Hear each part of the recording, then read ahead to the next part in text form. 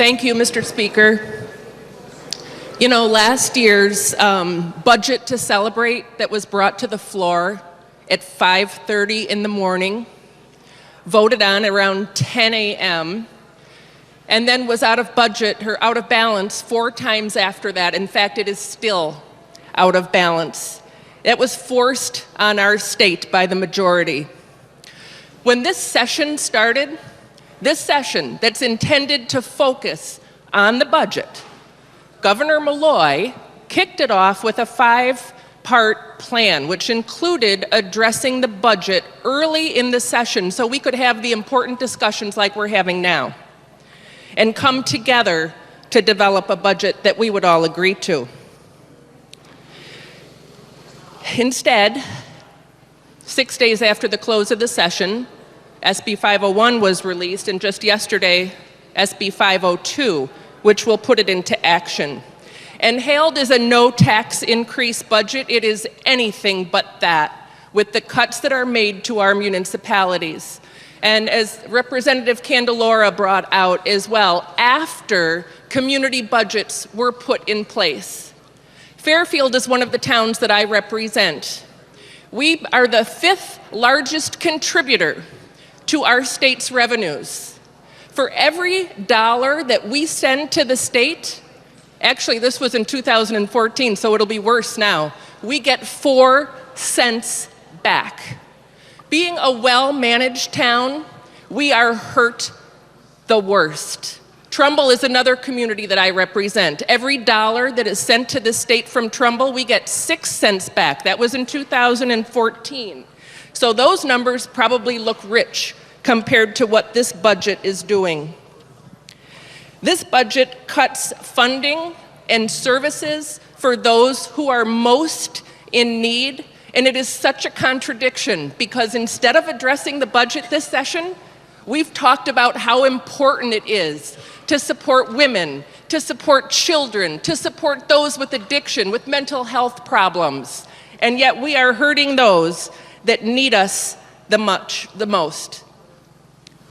And the revenue numbers that we are relying upon are questionable, and quite frankly, the smugness with which they are presented and defended are insulting to my colleagues and to those that I represent. You know, I have a favorite movie. It's called It's a Wonderful Life. And you might remember when George wishes that he wasn't born, suddenly he finds himself in Pottersville. It's a place that is riddled with speakeasies, with gambling, with desperation. If we don't make serious structural change going forward, Pottersville is where we are headed. People and businesses are leaving this state. I can count 7 of my personal friends who are leaving this state because of the taxes and the cost of living.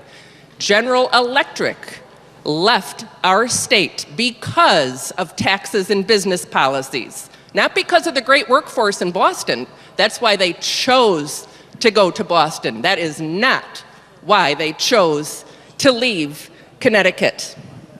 Mr. Speaker, my community is facing great cuts. The one that gets back maybe 4 cents on every dollar.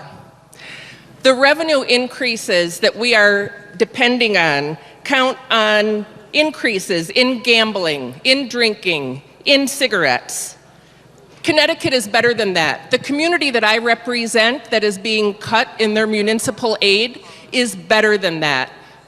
Our residents depend on us to do our job and to represent them well. We can only do that by coming together and working together.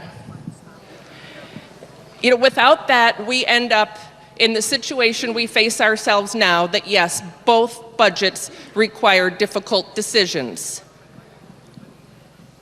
But the pathway to sustainability did not cut the education funding in the communities that I represent and the other communities that have already set their budgets.